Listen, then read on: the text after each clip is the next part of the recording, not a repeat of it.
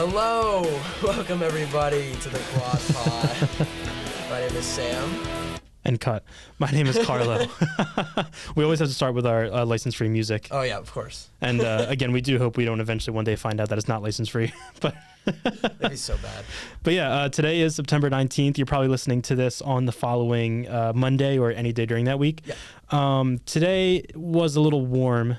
Well, it's actually a little hot, I would say, today. Yeah, yesterday was bad. Yesterday was really hot, but it's been doing pretty good heat-wise. I'm hoping it kind of cools down a bit. And I think it will. I want to say that the first day of fall is the 22nd or 23rd. Yeah, it's right? 22nd, I think. 22nd? Okay, yeah. So, you know, that's a way to look at it. You know, we're not even technically in fall yet. I mean, global warming is definitely happening, but... yeah. I thought about that as, like, it was so hot yesterday, and I was like, is this, can I now feel global warming? Unfortunately, I think this is just how it is now. Which is why, for me, I wouldn't mind moving to somewhere a little bit more up north, because I like having, like, a long fall. Yeah, you know what I mean? I love, fall's great. Yeah. That whole vibe. But yeah, here's hoping. Oh, sorry. Have you guys been to Boston ever? No. No, I am not. going October 12th, I think, to Boston. Really? Yeah, So cool. it's fall break. Okay. And I'm going to Boston. I've only been to Boston once. It was in the winter too, but I would assume Massachusetts has a nice fall, obviously. But like, I just whenever I think of like moving somewhere cooler, I think like Boston would be a really cool city. I totally agree. agree. Also, their public transit is really like clean and nice and easy to understand. That's what I've heard, yeah. So, I mean, what more could you possibly ask for? It's a very historic city, and the weather up there is probably a fair bit better than it is here because it's just more north. Harvard really gives off fall vibes. It does, That does make sense. Not that I would get in there, but... Yeah, not that I even... not that the kids at Harvard are like... Look, it's too late for me. It's not too late for you. I mean, come on.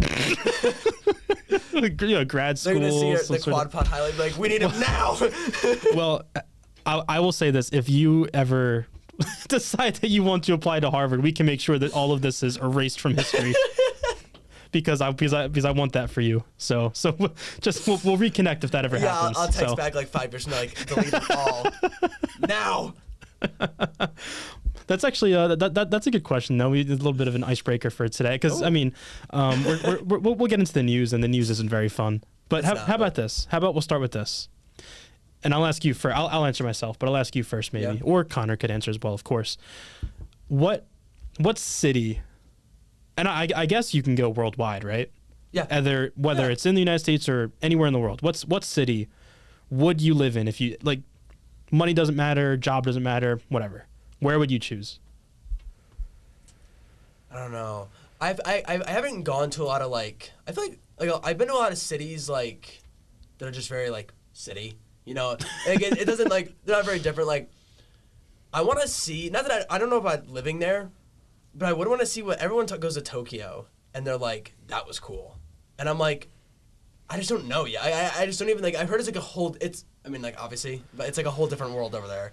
Yeah, I totally respect that answer. I think for me, because here's the thing, right? Like I've been to New York, and I don't love New York, and New York is not even, I think, close to as big as Tokyo. So like if you're talking about a city that's even bigger than New York, and for me personally, and I'm certainly not one of those people that like just hates on New York for no reason. If that's your sort of thing, I totally get it, and I love that for you. It's a little bit too much for me, if I'm being totally honest. I've been there before. But yeah, when you're talking about Tokyo, you're talking about a city that's even bigger than New York. For me, that might I might go into overdrive if I'm just like in an environment like that on a daily basis. I mean, New York would be a great city to live in. Like I feel like I don't know if New York is only great if you're like uber rich. I feel like. Well, that's true. Yeah, you have to be living in the penthouse to like. I mean, obviously you can live in a studio apartment and probably still love New York. It kind of depends where you are. I feel like. Yeah, and I wouldn't mind living in a studio apartment. It's more so just like. I appreciate the opportunity to just have moments of kind of peace and quiet. Yeah.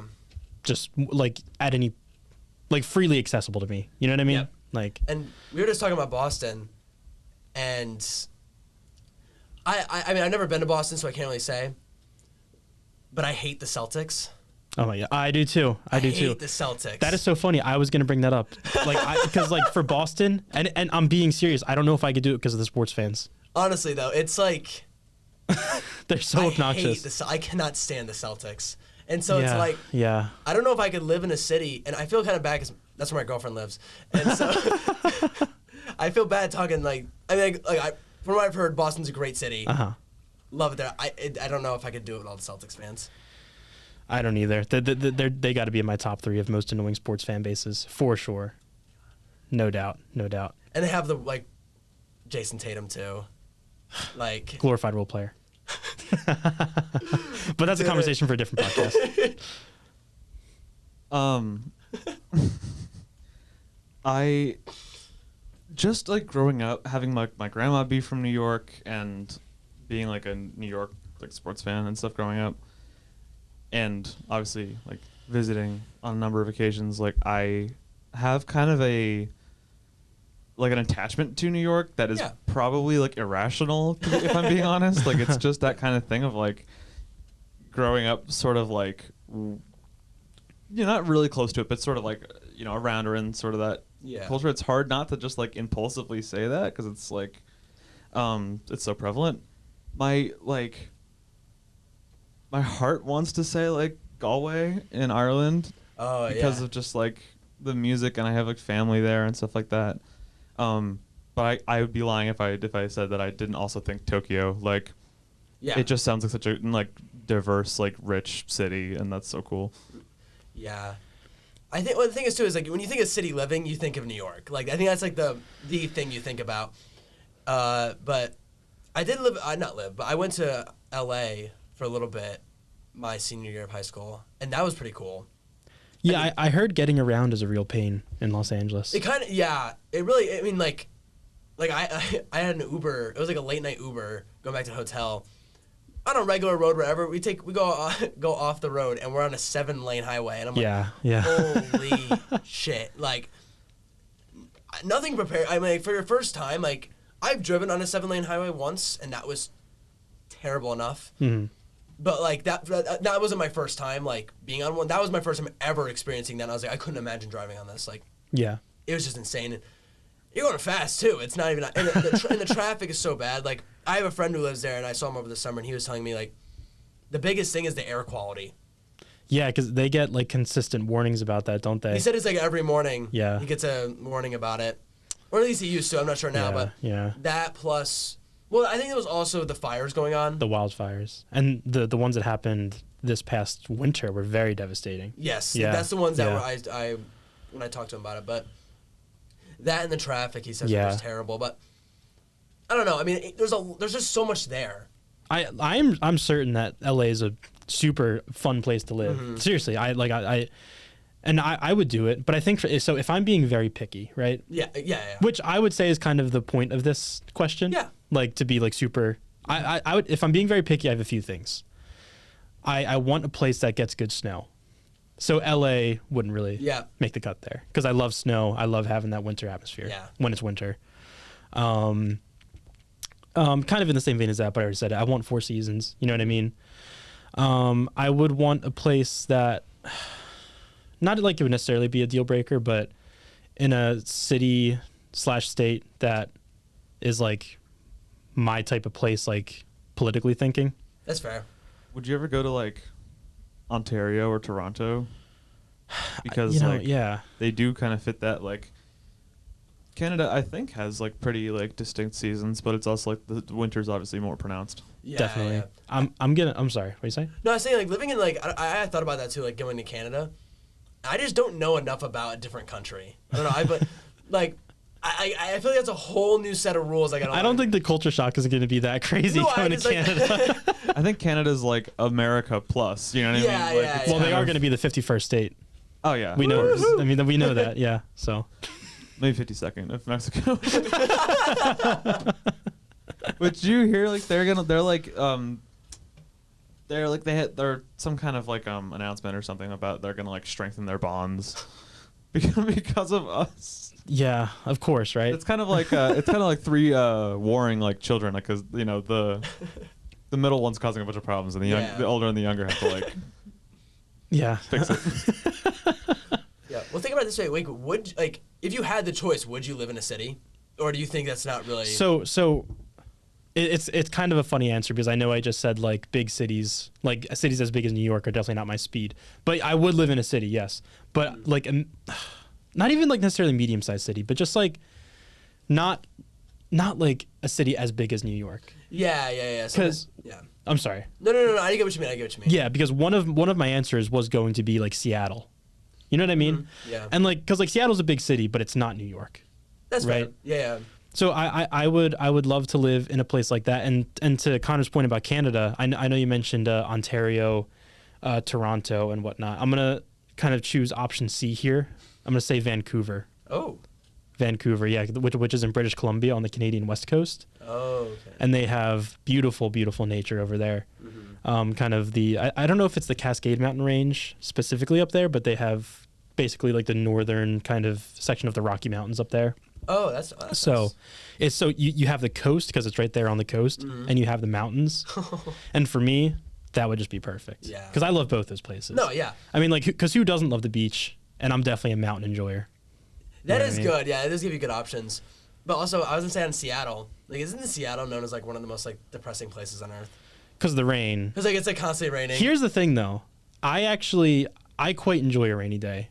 I do. Yeah. I'm not even gonna lie to you. Like. No, yeah. There's every once in a while.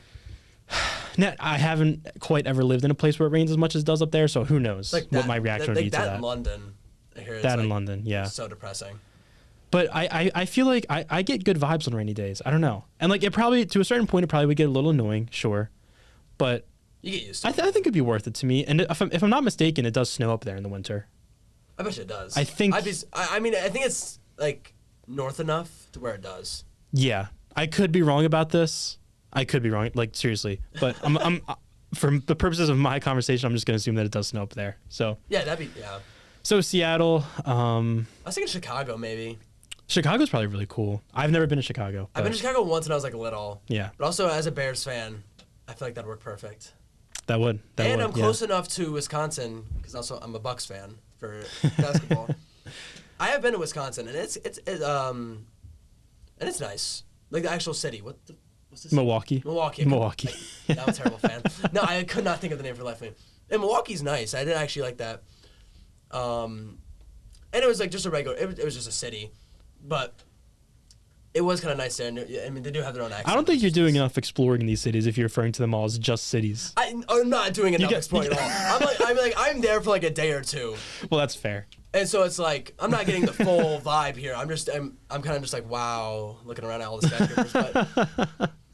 But I mean, like, yeah, if I like went to cities back to back, I bet you I could totally. Yeah. But like, if you're like, I lived in suburban Pennsylvania. Like, when you go to a city, it feels big. It feels just so different that you kind of only have other cities you've been to in months or years past to compare it to. Now, the last thing I'll say before we can move on to the actual news, so if I lived in a different country, because I know both of you gave like international answers too. If I were to live in a different country, I feel pretty confident about saying either, because I was about to say I love them both, but I've never been either of these places. I love the idea of both of these places, Australia and New Zealand. Yeah.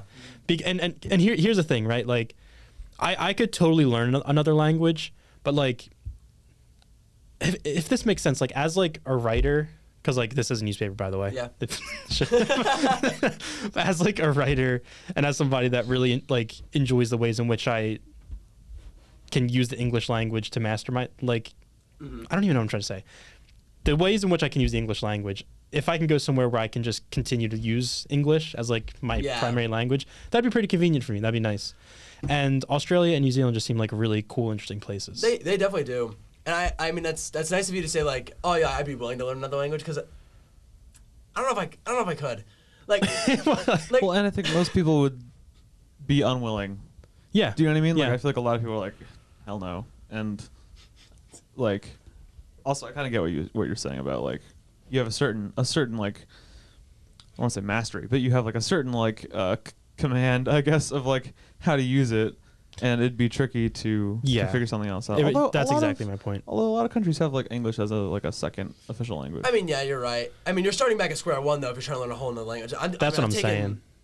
Year and a half of Spanish here at Westchester, and it just kicks my ass every semester. Like, and I don't know.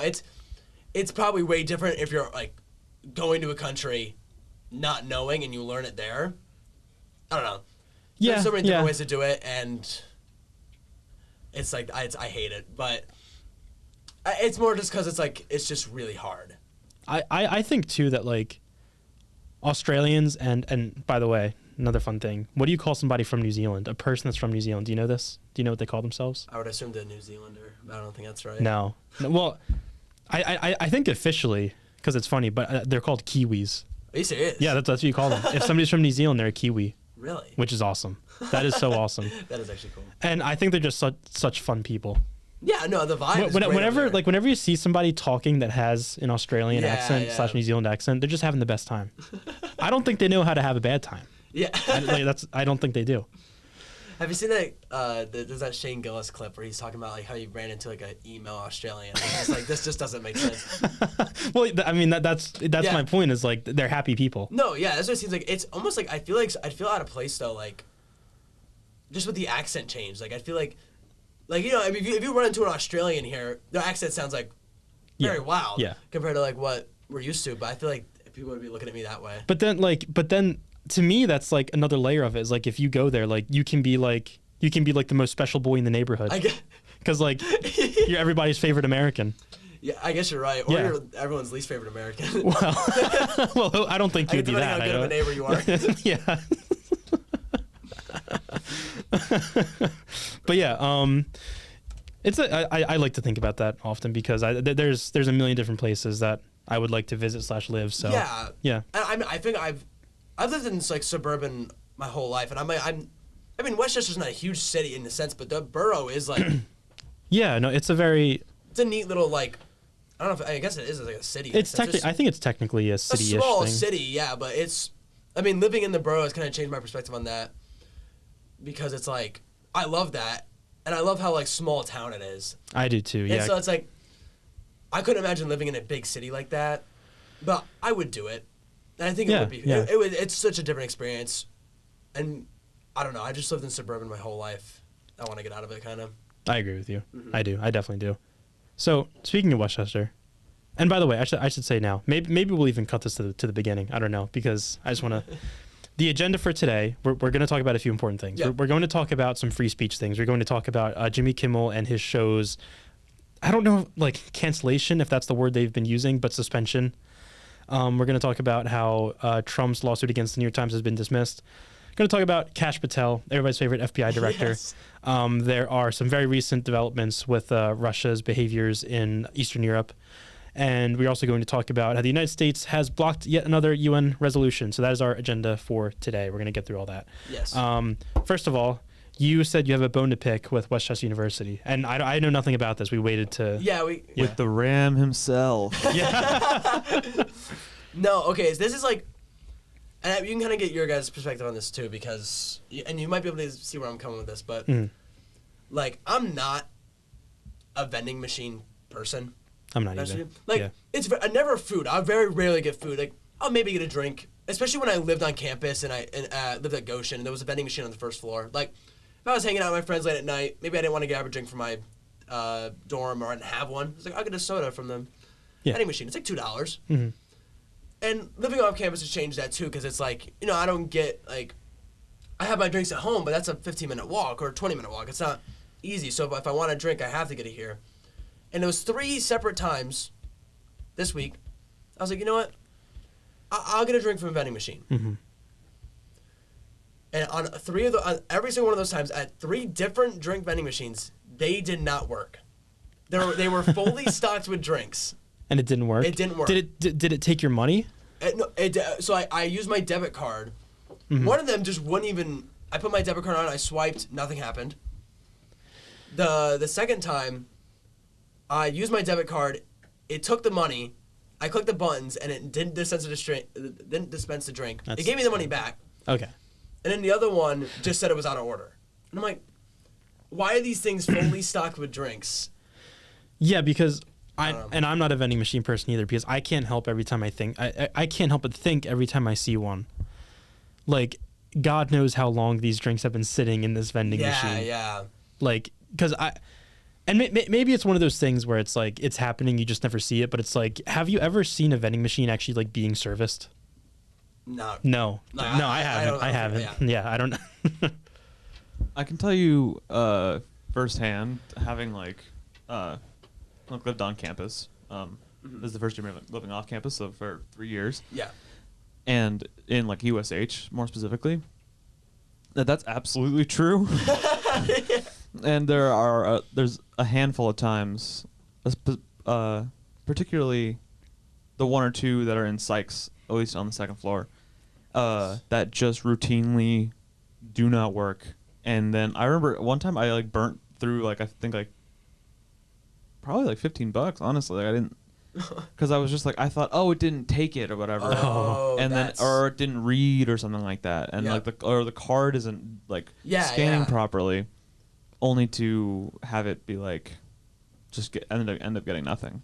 Yeah. So I'm always kind of skeptical, but the ones in I think I used the Brandywine most like when I lived there. Yeah. And that was pretty reliable, but I 100% know what you mean. Yeah, like I had a few problems with the one at Goshen back last year whenever I used it, but it was very rare. I tried using one at Schmidt a few days ago. Then I've tried using two at Sykes, and neither have worked. When you said Sykes, that reminds me of the fact that brand new this year is the coffee machine that is located. And if you're not familiar with Westchester's campus, I'll try and explain this in a way that makes sense. But there's a hallway that is kind of exclusively dedicated to like the bathrooms, like the men and women's bathrooms. And in that hallway that exists for the bathrooms, they thought that was the best place to add a new coffee machine. Yeah, it's also like covering a sign. Like it's covering like the men's this way, women's that way. So I mean, I know where to go because I've done it, but like you can like slightly see like an N. Yeah. Appearing under, like why even put this? I don't know. That seems like those are like the vending machines are right nearby too. Like there was a spot next to it they totally could have put it. Mm-hmm. I just can't imagine like filling up a cup of coffee with just like the smell of the bathrooms. I know, right? In that hallway. That is just the funniest possible place they could have put that thing. It really is. And apparently, because I don't know if you remember, Elena, who's one of our staffers here, came in for a work day, and she said she tried to use it, and didn't she say it like sprayed like all over like her cup, and like none of it actually went in? Yeah, she tried putting it in her own cup. I thought they dispensed their own cup, so maybe that was a problem too. But she said she tried and it just like sprayed all over it and didn't actually get in. That's the only person I've known that's actually tried it though. So I think what we learned here today is that vending machines are just not to be used. Honestly though, and it's so upsetting because like that's just so much. Whatever. Do you like the idea of vending machines? Yeah, I do. Yeah. Okay, that's fair. I mean like I know a lot of people that use vending machines too. It's just about putting them in the right spots. I feel like there's sometimes vending machines and it's like, why would you ever put a vending machine here? Like, I would never use this. You know what that reminds me of? Because we were just talking about Japan. And you might know where I'm going with this, but I feel like Japan is known for having vending machines that dispense like the craziest shit ever. Yeah, you know what I mean? It sounds familiar, but I can't actually remember fully. I don't know if we're gonna. I'm sorry. What? No, I'm serious. In Japan. In Japan. Like who is walking around the streets of Tokyo? It's like I could really use an oyster right now. No. If you're walking around the city streets in the middle of the day, and you're thinking to yourself, you know what I like could really just like go for right now? You know what'll just turn my day around is a vending machine oyster. You need to be locked the fuck up immediately. Like not even institutionalized. A vending machine oyster. So it's not like what. And not for nothing. Like that sounds like the kind of thing that you'd get like tourists with. Do you know what I mean? Like it's kind of crazy. Like, oh, is this like a local thing? If you're walking around Tokyo and your thought goes to, I want to get vending machine oyster. No, you don't. That sounds like some Nathan Fielder type. Yeah, no, it does. Dude, oh my god, hold on. Banana vending machine. A banana vending. Then why not just have a fruit one? It looks like it's specifically bananas. That's such a. So we found here there's And I'll make sure I keep this tab open because we should get these pictures up here. But so there's a vending machine in Japan that is specifically bananas. It's only banana. I'm assuming it's because it's Dole branded, and Dole is like bananas is their thing. Yeah, I guess you're right. Yeah. So if you want any other fruit, you're kind of SOL. It's bananas. They've cornered the market on banana vending machines. They've cornered. This monopoly needs to be broken up. They've cornered the banana vending machine market. It's just another thing as to where, like, because it says this is located in a metro station. So if you're hopping off a public train and you're just like fiending for banana, I also think you might be a little sick. Well, I saw something. I don't know how true this is, but like in like Tokyo, I thought like it's actually like very disrespectful to walk around and eat food. Is it? I thought I saw something about that. I know that they like to keep everything very clean. Like littering is littering is like a faux pas in Japan. I know, and so I thought like, I mean, like maybe I think you can sit down and eat, but like if you're walking around and eating, I think it's very disrespectful. So I guess you got to get your banana and you got to find the nearest. Find a bench. You have to sit down. Yeah. Fresh pressed juice and salads. I mean, that's not the craziest thing ever. Okay, cake in a can is crazy. I don't even know how you would do such a thing. But then again, I guess like if you're thinking like, okay, cake in a can. I mean, we sell like what just happened? Expedia just opened up. You need to go now. Oh yeah, you want to go, huh? Hold on. How much is what is the yen converted to dollar? That is a good question. I thought like 1,000 yen was a dollar. I could be so off with that. I don't know. I really don't know. It said it's like 1,000 yen for a cake in a can. I'll look it up. Wow, it actually gives you like the exact. It literally was like this building, 3rd floor. So 1 Japanese yen. Hold on. I think you should probably do it the other way around. Yeah, other way around.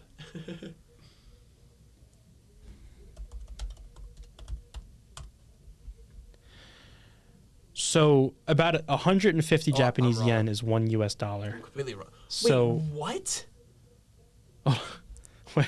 So what you're watching right now is two men who are just not even close to being any sort of like number related major. We're gonna try and figure this out.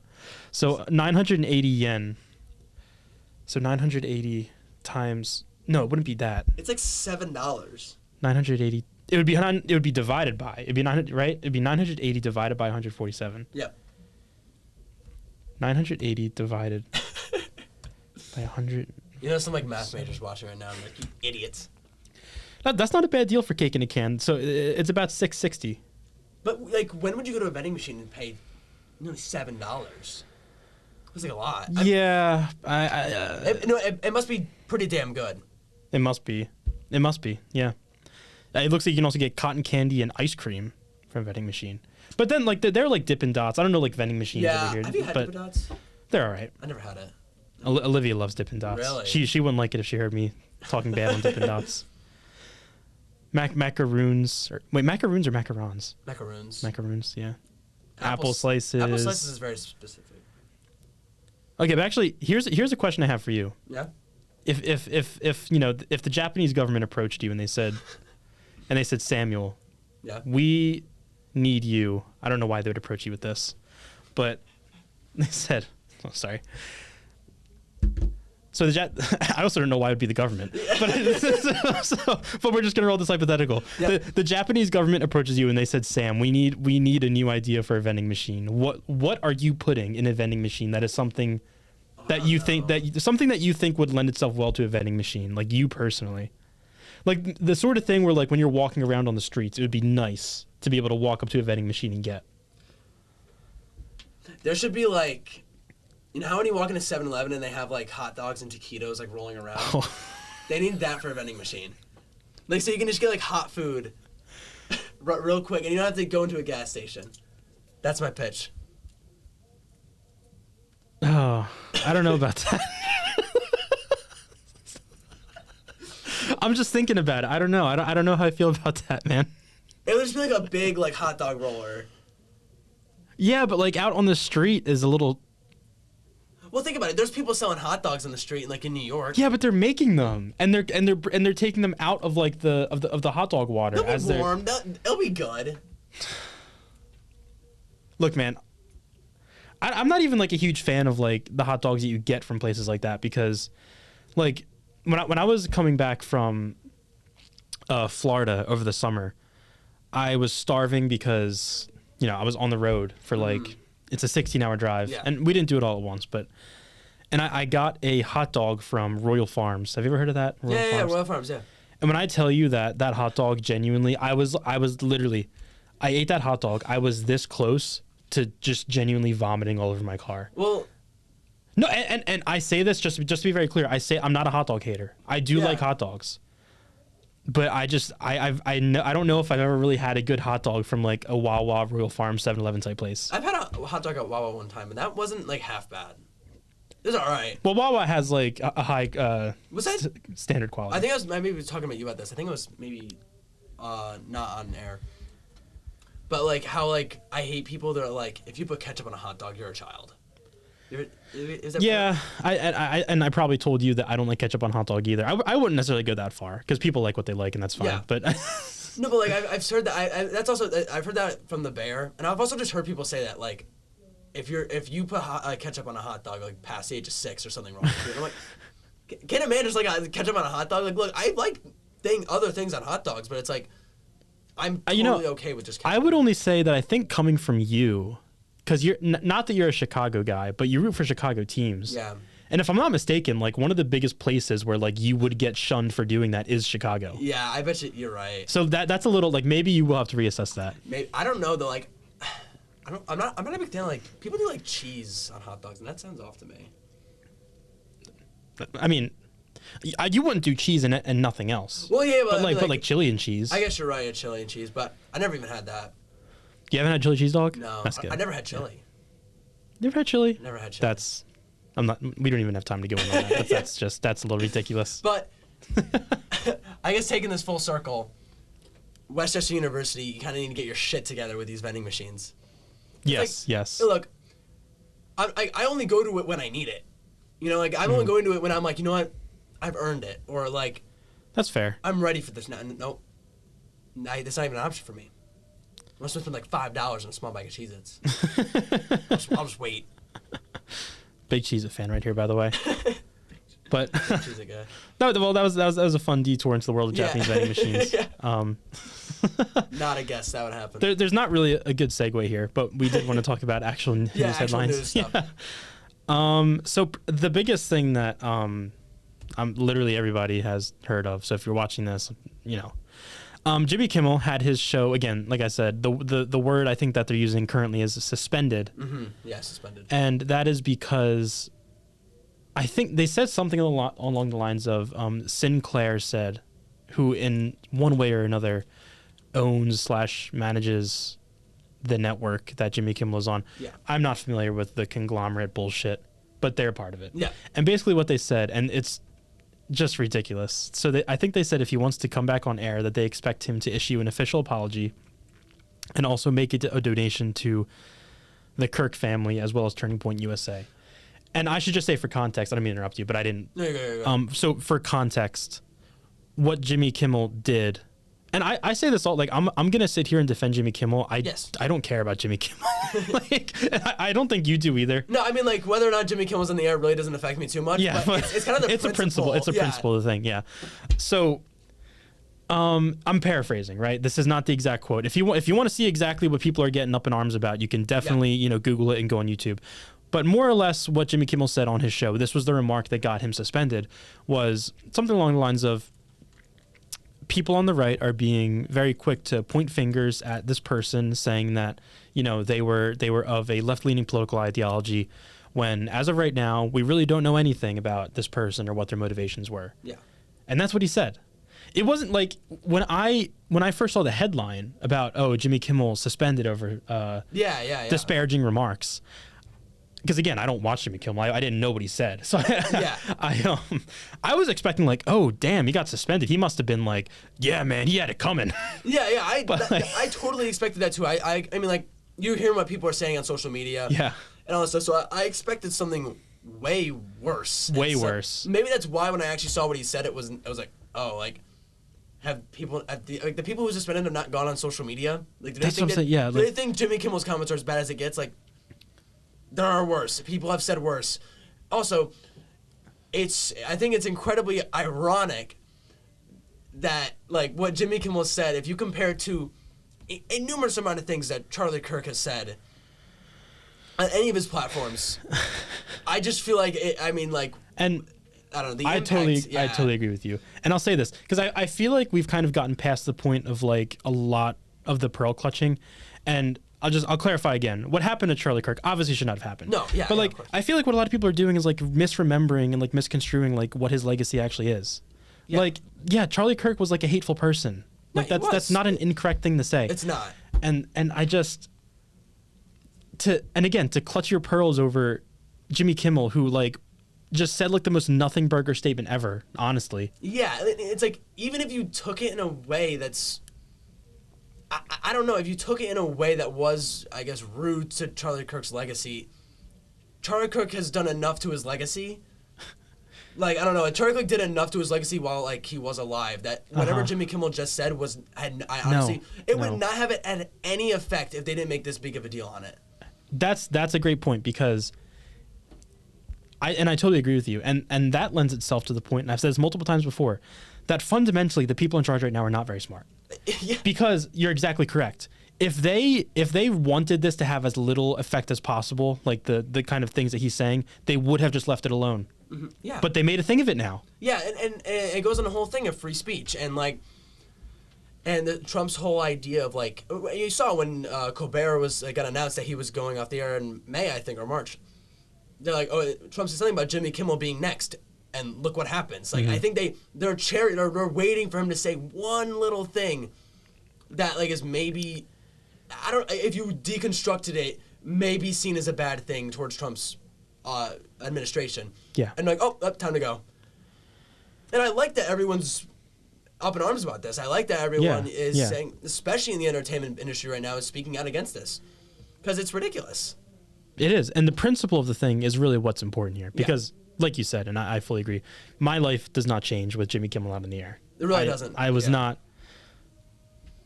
like, in a singularity, I don't care about Jimmy Kimmel or whether he nice show.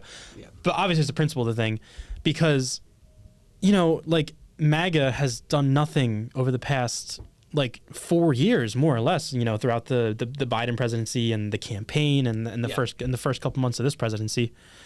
They have done nothing but like cry and moan about, oh, free speech is dead, when in reality, you have been saying all the terrible things that you've wanted to this entire time, and the only consequences you have ever faced is the public forum, which is like, that's like society. I don't know what to tell you. Yeah, I don't know. Like, because they talk about like, oh, cancel culture, where it's like, okay, like, did you expect to be racist on Twitter and not have blowback? Like, that's not cancel culture. That's people just saying like, oh, hey, like, you said a terrible thing. Yeah, and obviously, like, cancel culture, I think, kind of had its moment. It's still a thing, no doubt. But I think the kind of wave of cancel culture has definitely died down. And it's still getting brought up, and still, I don't know. There was just so much going on with cancel culture. Like, so many people were getting canceled, as you said. And so it's like, there was this fear within the Conservative Party of they can't say anything or they're going to cancel. Yeah. And it's just like, no, just don't be racist. Maybe, I don't know. Because not say every conservative is racist. It's just, I know what you mean. I don't know. Because if the court of public opinion is almost 100% of the time against you, like, yeah, you probably are wrong. And the fundamental thing here is that, okay, freedom of speech, First Amendment, if you're talking strictly constitutionally, these people may have been, and cancel as such, like, it's almost like woke, where it's like, what does it even mean anymore? You know what I mean? Yeah. But just to use a term, because I think it does have some use, like, to the extent that right-wingers were ever canceled, it was, like I said, in the court of public opinion. Yeah. It was people who, of their own autonomy, were like, okay, like, you said something that I disagree with, so I personally, as a citizen with my own rights, am not necessarily going to, like, support you or affiliate with you anymore. Yeah. And that is, like, a natural thing. Mm-hmm. If you're talking constitutionally, freedom of speech, First Amendment, that's not ever an issue. Yeah. That is just the rights that individuals in this country have. What I'm trying to say is that when you have the government weaponizing a federal agency like the FCC saying, we don't like what this television personality has said about our administration, so unless you take him off the air, we are not going to renew your license. We're not going to allow your merger. So if you want those things to happen, then you have to do what we say. Those are legal directives from the federal government because they heard something that they didn't like. These are two fundamentally different things.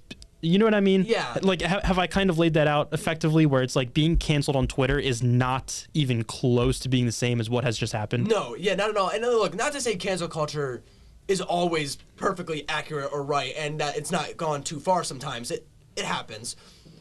But there's such a big difference between getting a show completely suspended and getting blasted on Twitter. Like Exactly. Like, I don't know. In the same way, Jimmy Kimmel could have gotten canceled for saying what he said, but he didn't. He just got taken off the air. There was no room for court of public opinion until it was too late, and he was already taken off. Yeah, like immediately. And here's the difference, right? With the MAGA mentality and the mentality that I feel confident saying that you and I and everybody else kind of like on the more liberal side of things would agree with is that because of the internet, every single day, you and I and everybody else is inundated with the opinions of people who are just like, what's the nice way to say it? We're on a daily basis, we are inundated with just the worst, most terrible, awful opinions ever. I don't think that it has ever really been a thought on the more liberal side of the spectrum to be like, okay, I don't like what this person has to say, so I think that they should be removed from their platform. I think that they should not be allowed to speak anymore. I think that this needs to be censored. Like, I don't know how they could possibly have thought, yes, we're gonna take Jimmy Kimmel off the air and thought this is gonna go great. Like, yeah, I don't know. It's just a ridiculous thing, and it's so obviously wrong. I feel like it's so obviously not the way to handle the situation. I don't know. I don't know where it's gonna go from here. There is so much backlash to this right now, but I mean there was so much backlash to Colbert, and obviously it's not until May or March, and he'll do fine. But same with Jimmy Kimmel. I mean, even the show's gone. If the show ended like that, that is insane. Yeah.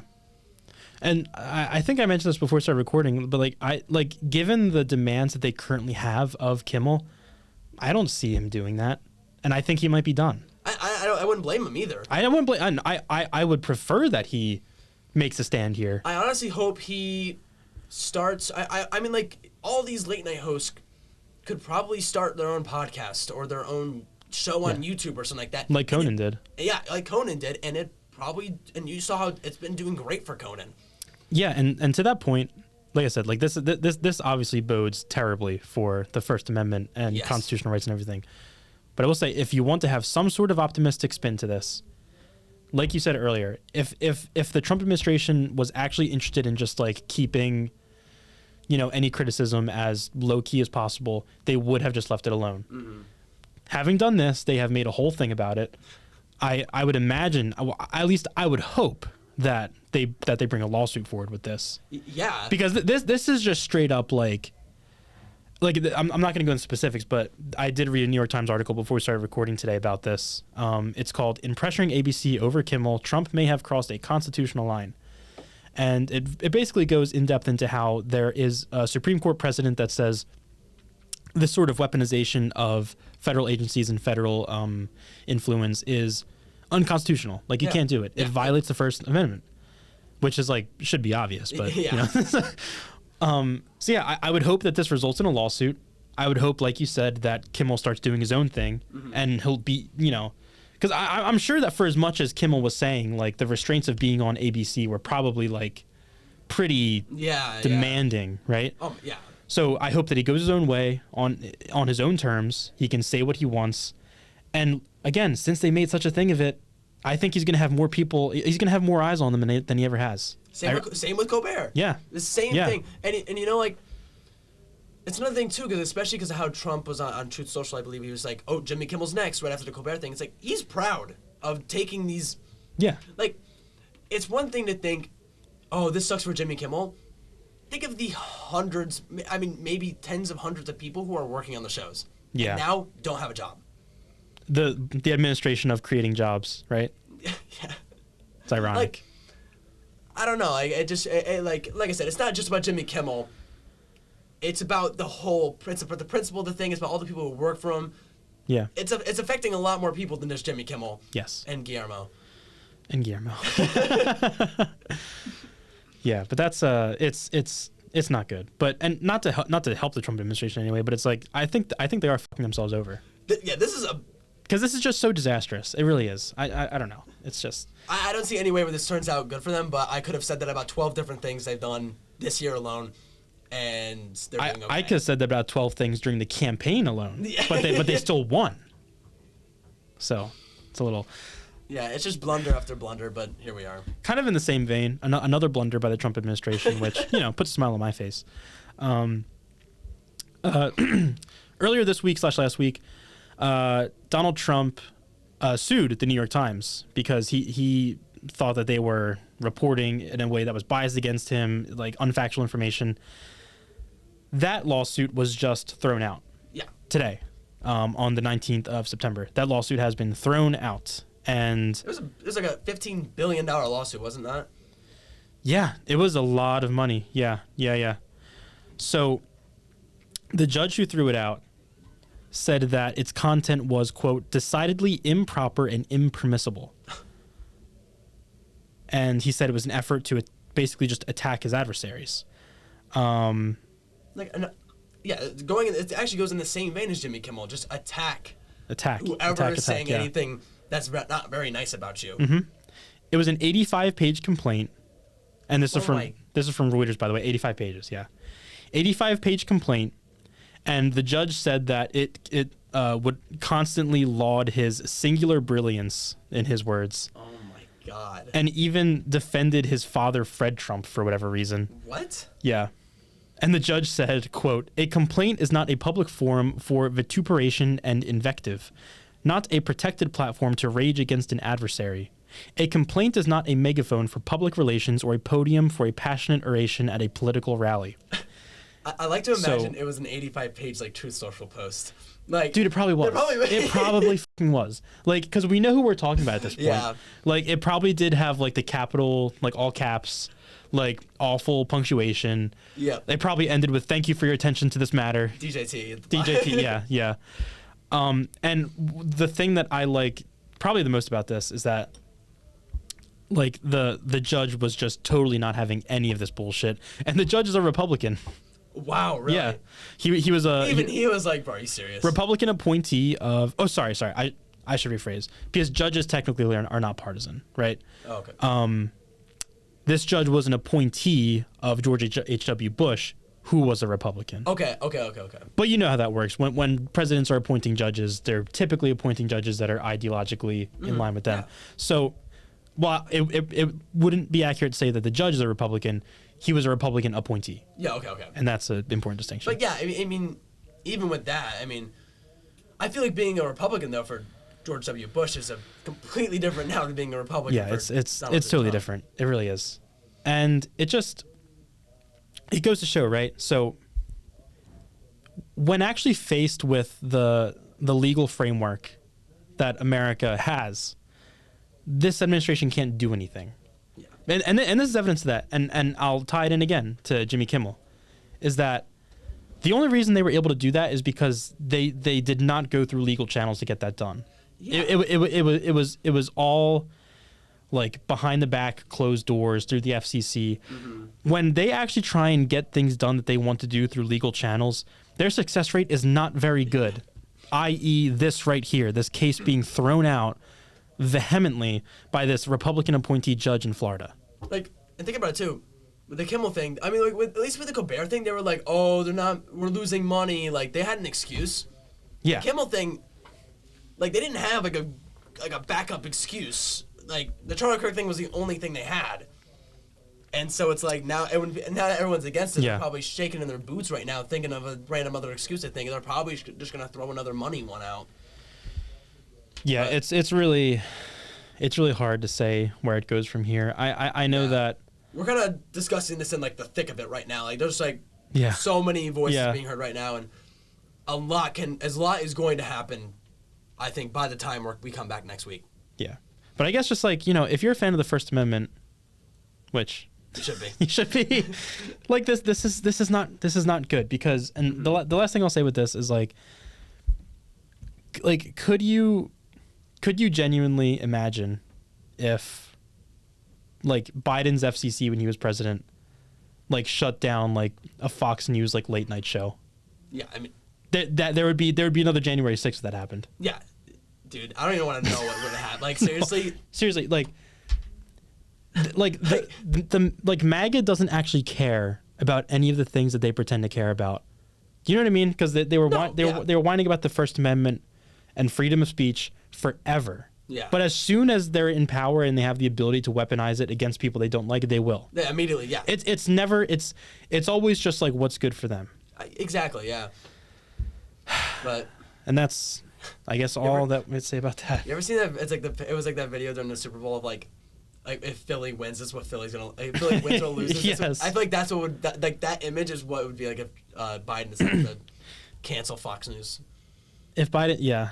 Or Fox News show. If Biden did half the things, we wouldn't have a country anymore because they would have burned it down. Kash Patel. I was glad you brought this gentleman up. Mm-hmm. So he's the director of the FBI. He's a funny guy. I don't think we talked about this on the podcast. I think we talked about it earlier this week. But after Charlie Kirk died, was killed. Yes. He, like unprompted. It was the day or the day after. It was very soon after Charlie Kirk was killed. Like at the end of like one of the briefings he was giving about like the progress of like law enforcement and like capturing the killer. Mm-hmm. I don't know if you saw this clip or not, but at the end he was like Charlie, rest now, brother. We have the watch. And then he said, and I'll explain why I think this is so funny. He said, "I'll see you in Valhalla." That's right. So what you have here is you have actually I want to make sure that I get this right. Are you shitting me? I'm not. Yeah, no. I'm not kidding. Valhalla. Valhalla. Yeah. So listen, if you're Norse, like all the power to you to say that, but like Kash Patel, that's what I'm saying. Is notably not Norse. So I do Nordic. Not. I don't know what specific religion Kash Patel subscribes to, if any. He's not a Viking. He's not a Viking, and neither is Charlie Kirk, who is a fundamentalist Christian. Yeah. So what you have here is a non-Christian saying to another non-Christian that he will see him in Viking heaven. Viking heaven, by the way. The director of the FBI. The director of the FBI said this. Viking heaven, by the way, which is reserved for people who die in combat. And the last time I checked, and I don't even say this with just as a statement of fact. Like Charlie Kirk did not die in combat. He died debating college students. Yeah, and also it's like why would you even say that? Like, there's no because he wanted to sound cool. He wanted to sound cool. It sounds so dumb. He wanted to sound cool. And another thing that I love about Kash Patel, and I'm gonna bring this up too, because you need to know this.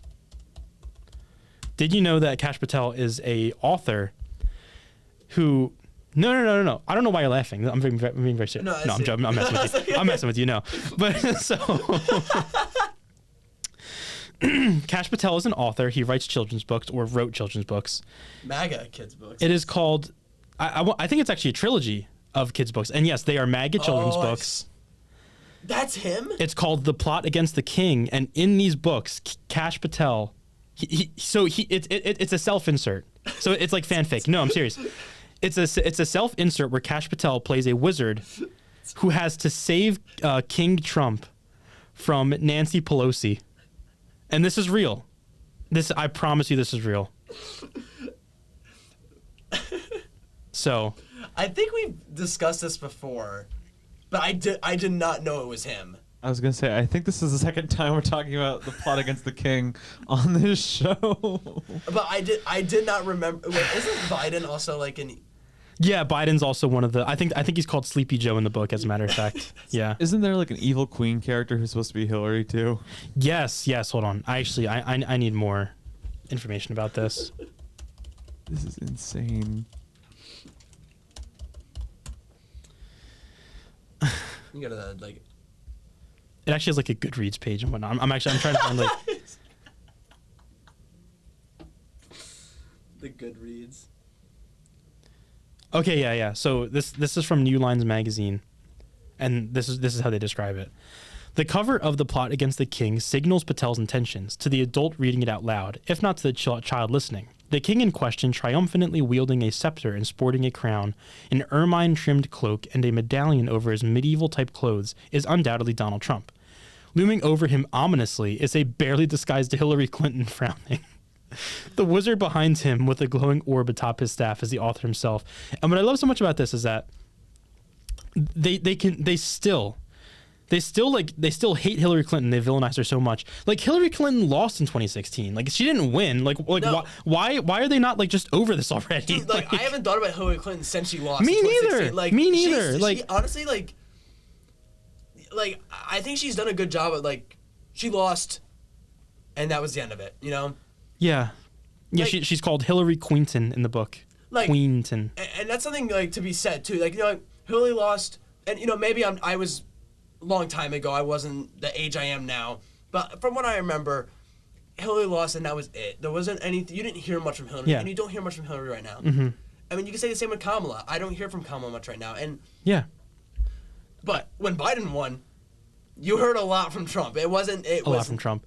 A lot. I mean, it goes to show the mentality, right? Yeah. And you can see how kind of passionate I am about politics just by like me like being on the show, right?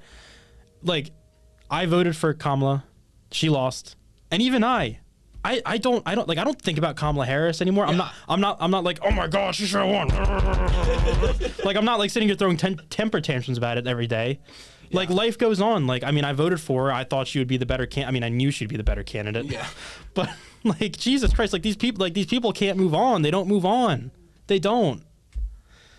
Oh my God! But okay, Kash Patel. Also, fun fact. So this story. So in addition to being a children's author of some very incredible books, Kash Patel sparked a surge in Krispy Kreme stock the other day. And this is also a real story. From CNN Business, FBI Director Kash Patel spurred a fierce but fleeting rally in Krispy Kreme shares, which its abbreviation is D-Nut, on Wednesday, after he said the stock was a solid investment. So, how does that even get brought up? So, Colorado Representative Joe Neguse asked Patel about his decision to purchase individual stocks as FBI director. And Patel said, generally speaking, before I got this job, I was trading in stocks, but not a lot, like most people. He said, I just follow certain industries, and I thought they'd be a good investment. And he said that of Krispy Kreme. And after he said that, and this just goes to show the type of people you're dealing with, after Kash Patel, who clearly is just a trustworthy guy who knows what he's talking about. Yeah, he would never say anything that was even remotely incorrect or anything. After he said this, that Krispy Kreme was a solid investment, Krispy Kreme shares jumped as much as 11.5%. Oh my God. So people, I really need you to understand this if you're watching. People heard Kash Patel, again, noted reasonable guy. People heard Kash Patel say that Krispy Kreme was a solid investment, and they were like, yo, let me get in on that. And they did. They did. And they did it so much that, again, the stock jumped by 11.5%. Jesus Christ. That's ridiculous. But we should say, though, about Kash Patel, he has been in the news a lot lately. Mm-hmm. A lot of stuff. I don't know what the exact a a lot of what they've been asking him about is the Epstein Files. Yes, a lot. Because as director of the FBI, he would have a wide breadth of authority in releasing the Epstein Files. And he should. Obviously, he should. If he had any integrity, he would. Yeah, but here's the big but. The story is changing a lot, just on his end, and there was a lot made of the Trump administration wanted grand jury documents to be unsealed, which basically the legal perspective on this is that was a red herring because that, and again, I'm not a legal scholar, but the unsealing of like grand jury transcripts is, as far as I understand and from what I've read, is just not something that ever happens. So if it makes sense, and I'll try and explain in a way that makes sense, the Trump administration wanted to make it seem like they were trying to do something, but like nothing was ever going to come of it. Do you know what I mean? Yeah. Like they were like, oh, we wanted to do this, but they said no. Yeah. But it's like this specific thing is like it would never have happened. Yeah. And also the grand jury documents, and I'm getting this from Politico, seeing as what they are, just like, documents of testimony in the jury and whatnot. Just a lot of hearsay. Like these aren't actual legal documents. Yeah. Like these are not the things that people actually want to know. Like people want the client list. Mm-hmm. People want to know who was involved in the trafficking. People want to know who was on the island. These are the things people want to know, and these are the things that the Trump administration has not taken any steps towards releasing. Absolutely not. I've heard Patel even talk about. He's like, well, he said the Epstein. God, what would it be called? Not the administration, but the files. Like the Epstein group. Like what do you call it after someone passes away? The estate. Yeah. Yeah, Patel was saying that the Epstein estate has a lot of documents too, and the guy was like, why not just subpoena them and get them yourself? Mm-hmm. And Patel's like, I can't do that. Yes, he can. And he's like, they're literally the FBI. What do you mean you can't do it? Let's not act like all of a sudden that the FBI is like some powerless federal institution. Like you mean the Federal Bureau of Investigation can't investigate? I may have paraphrased that a little bit. Like that's the gist of it. Yeah. And so, and I saw even something too. I'm pretty sure I'm pretty sure the exact question was like, is Trump in the Epstein Files? And he, I forget who it was, had to ask him 11 times, and he not once did he give him a straight answer. And it's just like, they're trying to find all these back ways to both not say that Trump was in the Epstein Files, but also that they can't do anything about it because of this and that. It's like, there's so many things you could be doing. And it's so obvious that, especially with the children's books too, that Trump has Patel right exactly where he wants him. Right around his palm finger. Of his hand, yeah. And he needs to be gone. I should clarify, this is purely the opinion of this show. We should have said that, yeah. Well, because what I'm about to say. Oh yeah. This is purely the opinion of the people on this show, yep. not representative of the organization at large in any way. Yes. But Trump is in those files. It's you can't. It's very obvious. You can't do the mental gymnastics to convince yourself that he isn't. He just he is. Especially with how Patel isn't just saying no, he's not in the files. Instead, he's being weird about it. Also, just with everything else that's happened. They're also trying to distract and posture. Like Patel said, they're going to look into the signature on the birthday letter that we talked about last week, because apparently it's fake, even though it's not. It's been proven that it's not. By calligraphists, I think is what you would call the people who are experts in handwriting and that sort of thing. It's been proven that is his signature, and that's real. And we knew about it for months before it came out. So it's I don't even know what they're trying. The posturing is just. It's only the kind of thing you would believe if you want to believe it, and that's exactly. that is the problem. Yeah, it's a whole thing, and it's always gonna be changing. We'll have definitely more for next week. I'd be surprised if we didn't, but especially with everything happening with Kash Patel right now. But I don't know what the process is, because a lot of people want Kash Patel gone. Yeah, I mean, but I don't even know what the process is even for that. With well, the president would have the authority with that, and if there's no way. He would. Yeah, no. If you're wondering if it's a congressional thing, it's not. Okay. It's the only way he loses his job is if Trump fires him or he resigns. Bro. So that's insane. So more or less, that's Kash Patel's job for as long as he wants it. I love how even people congressmen and people big like that in politics are even you should not have this job, to his face. It's crazy. And they said the same thing to RFK too. Yeah. Another guy who's escaping the heat this week. You should feel lucky. We'll take things abroad. We've talked enough about all the wonderful things happening here at home. There are more wonderful things happening abroad. Yeah. In Estonia, let's see. Where, here it is. So from the BBC, NATO has intercepted Russian warplanes violating Estonian airspace, and this is about a week after, because I think this was last week, was it not? That was an issue in Poland. Yeah. So. They did the same thing in Poland a week ago. Now they're doing it in Estonia, and it's more of just this Russian poking and prodding to just see what they can get away with. Yeah. Also, not just to interject real quick, I believe this article is probably about an hour old or half an hour old at this point. Yeah. And not only that, I can put on screen potentially the like a screenshot of this article, but that this also happened to Romania a couple days ago, something similar. And also the notable difference in the fact that Poland had drones, and that is scary, and like I'm glad that they called it out. Mm-hmm. But at least the one with Estonia is, again, according to the BBC, being noting that it's like they say warplanes. I think they mean like fighter jets. Yeah. Which is a notable difference, because you can't claim ignorance anymore because that's a manned vehicle. They meant to be there. Anyway. Yeah, there was no way they didn't mean to be in Estonian airspace, and I'm intrigued to see where this goes. Like I said, it's just like the prodding and poking of the bear here, but like why? Why even? It's hard to know what Putin's motivation is here, because, and I think I said this last week too, but just to say it again, if Russia cannot invade and take over Ukraine, what the hell makes them think they have a chance against like not I don't mean to be like rude to Ukraine here, but like they're not like the pinnacle of like military strength. Yeah, I mean, and like that's not I don't even like mean that in like a mean way, but it's like Ukraine is just not like, you know, like Russia was always going to be like the scarier country than Ukraine. Yeah, they're so much bigger, right? and they're so much bigger. They have so many more resources. They're much wealthier. Mm-hmm.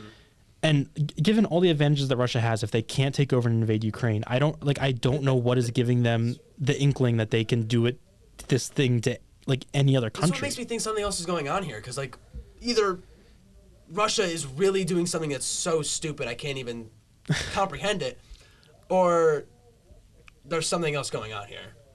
Because this feels like so weird. This feels so out of place to just go after other be flying in Estonian airspace or drop drones in Poland. I don't know. It just and Estonia basically enacted the same article that Poland did when the drones were in their airspace, which is, I believe, Article 4 of the NATO treaty, which triggers like formal like discussions and consultations about emergency matters.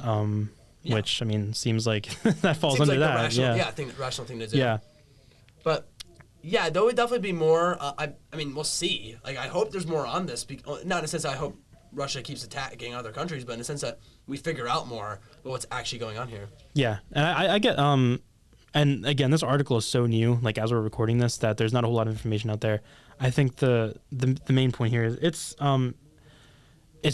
been going on. I mean, the war started in February of 2022, if I recall correctly. So this war has been going on for over 3 years. So it's the sort of thing that is important to remember is still happening. Yeah, it's something I feel like, I mean, when it was happening, like when it first started, it was huge, but then it's really died down since then, and I think a lot of people don't even remember it's happening. Yeah, and as you know, American citizens, like this country has so much influence on this conflict. Yeah. Because, and I don't, this is one of those things where it's like so long ago, like I only just remember this right now. But do you remember on the campaign trail, or maybe it was in the debate, I don't remember exactly when it was, but Donald Trump, one of his big things when he was campaigning was, I will end this conflict on day one. And so it's September now. Yeah. It's mid-September. Wait, yeah. I'm sorry, I thought of something because of September. Uh-huh. That's a good point. We're far into like Trump's administration now. This isn't the first few days or months. We're into it now. Mm-hmm. And to have that claim and like, I don't know. It's clear now that he has no real intentions, and he'll help out whenever he can, but like, I don't know. I don't think there's much to it. But saying September reminded me, because we're nearing the end of September, and RFK Jr. has been quite quiet about all of his autism, like all the autism stuff he was preaching about. What if it's like when you have an assignment due at like 11:59, and like you submit it at 11:58? Yeah. Like we're probably gonna. How many days is September having it? 30 or 31? Do we know? Regardless. Like, yeah, it's gonna be like September 29th. He's like, oh shit! That's like I forgot about that. Wait, no, be like, I forgot about that. Vaccines. It's probably the vaccines. I don't know. I something to bring up. I mean, we are a little over halfway through September. There's still another week or two left, so we'll see. But like, and RFK, if you want to give us like great content to work with, like you will come out and say something. yes, yes. That's for us. That's good. Yeah. But yeah, there's a lot to say about the Russia-Ukraine stuff. As the United States, I don't know what the hell we're doing right now currently, because capitulating to Russia is not a winning strategy. But I feel like I said the same exact thing like 6 months ago. So it's like I'm not even gonna like, I think there's, you know what I mean? Yeah, I think there's one other thing. In that same vein, another international event. Well, honestly, probably one of the two main things that, unfortunate things, very unfortunate, that are happening in the world. The U.S. in the United Nations blocks a call for Gaza ceasefire for the 6th time, which is not surprising, actually. It's not surprising. It's not surprising. Yeah. But still, just like, The BBC says the U.S. has for the 6th time vetoed a draft resolution at the United Nations Security Council that would have demanded an immediate and permanent ceasefire, in Gaza and the release of hostages. So, if the U.S. government cared at all about the genocide happening in the Gaza Strip, and they would have said, they wouldn't have blocked it. Like, that's very clear, I feel like. Absolutely. Because the reasoning that was cited by U.S. Deputy Middle East Envoy Morgan Ortagus, I apologize if I'm not pronouncing that correctly, but she did a shitty thing, so I actually don't apologize. But, so she said that the text did not go far enough in condemning Hamas and recognizing Israel's right to defend itself. I feel like, and call me crazy, right?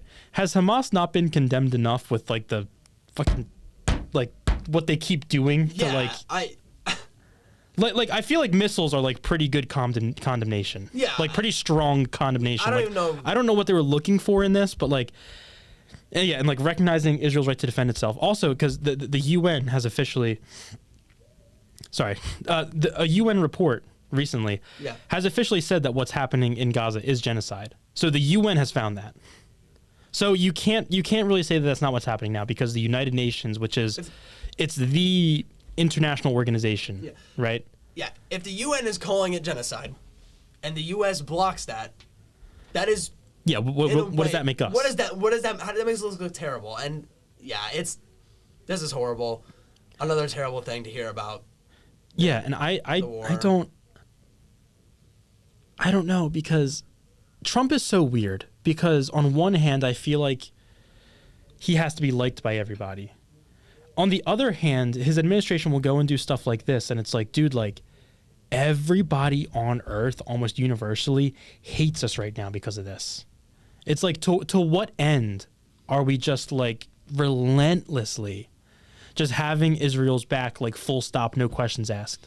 I feel like it's not even about like, Trump doesn't care much about being liked by everyone, as long as it's like a majority of people in the United States. Like being loved by the people of the United States is so much more important to him than anything else. And it's like, that's cool and all. Yeah, it's a fair point. You're burning every bridge with every other country right now doing this. Like, it's a fair point. I mean, because he has shown that he just doesn't have much regard for international relations, foreign policy. Yeah, but not that this is even like to say that it's an international relations or foreign policy issue is just. I mean, this is a humanitarian issue. I mean, if you're a human being, you should. Yeah, seriously, it's just it's disgraceful, and I just don't know. Like I said, it's another terrible thing to hear about the sport. Yeah. But. And it said all 14 other members of the Security Council voted in favor of the resolution, which described the humanitarian situation in Gaza as catastrophic and called on Israel to lift all aid restrictions. And again, like, I don't know. I feel like if we keep talking about this, it's going to be a broken record, because like, if you're the United States, like, or if you're any country or anybody at all, how do you have any problems with saying like, oh yeah, like starvation is terrible, and we should be getting aid into this war zone? That's not. Yeah. I don't know. It's a little. Like, but this is. I don't know. You always feel like you're a broken record, but it keeps happening, and it's terrible. I'll say this, and I guess we can leave on this. Yep. Like when we're voting in the United States, yes, we're certainly voting on all sorts of domestic policies, and Trump has been terrible domestically. Oh yeah. But also, you're voting on you are voting on international policy too. I understand if it's not the first thing that comes to your mind. We're all living lives and we want our lives to be as good as possible. So I understand if it's not the very first thing that comes to your mind, but it's something that requires, like, thought, requires you to know what your priorities are, like what your morals are. It is required of you, I would argue, when casting a vote, to know these things. And the reason that it's so frustrating is because when Donald Trump was campaigning, it's like none of this is surprising because he said all of this, and like we should have known as a country this is what was going to happen. Yeah, I mean, voting him into office. We all know it's going to happen, and I don't think anyone should be surprised or shocked. Yeah, but and this situation in specific is really, really disheartening as an American because terrible. Because you know that if the president of the United States said it either you stop this right now or you're not getting another dime, you know it would stop. Yeah, it would stop that second. It would. And that's why it's so disheartening because maybe we're not the ones firing the missiles, right? Maybe we're not the ones shooting people, but it's like standing on the sideline exactly. Yeah. We can press a button and have it be done with. Like we have that power, we're just not doing it. It's honestly terrible to know that we're on the wrong side of this right now. Like America is. Like even though like obviously as a person you can as people right now, we are on the side to stop this genocide. But the administration is not on that side, and it's tough that other countries are going to look at the U.S. as a whole and think that it makes us look bad. And not only makes us look bad, it's just a terrible thing to do, and you're right, it's disheartening. And for the record, just to be totally fair, like Biden didn't do anything about this either, really. Yeah. To be totally fair, like no, you know. Yeah, it's just I don't know. I guess just be aware of what you're voting for, domestically and internationally, because these are the consequences. Yeah. I don't know. I mean, I guess also, again, I've seen stuff for the midterms ramping up, so that's a thing that can maybe make some changes happen. Yeah, we'll definitely see, and I'm excited to report on that. So. Yeah, definitely. Yeah, so just stay informed. Yeah. Know what you're voting for. Seriously, yes. Like whether it's even if it's like local level, state level, U.S. Senator, U.S. Representative, know what you're voting for domestically and internationally, because these things have consequences. I mean, because the truth of the matter is, we're in the United States. We can pretend that we're isolationist all we want, but as the United States, what we do matters to everybody. Yeah. That's just the fact of the matter. So that has to be, that you have to take that in mind when you're voting. You have to. It's a great point. Yeah, everything has consequences, especially with voting. Voting is, It really does. It really does. So, yeah, that kind of wraps up our list for today in terms of the pressing things that we wanted to talk about. Sorry if it ran a little bit long today, but we had good stuff to talk about. We had a lot of stuff to talk about, and important stuff to talk about, important too. Stuff. I'm glad we got to touch on all of them. Yeah. But, I want to say thank you so much for stopping by. Yeah, thank you. This is, if for whatever reason this is your first episode, welcome. This is a weekly show, so yes. Episode 4. Tune in with us, of Season 2, and I really hope you enjoyed, and we'll be back. We'll be back next week. Thank you so much. I'm Sam. Yeah, I should have said Sam. My name is Carlo. This is the Quad Pod. Thank you so much. We'll see you next week. So thank you. Goodbye.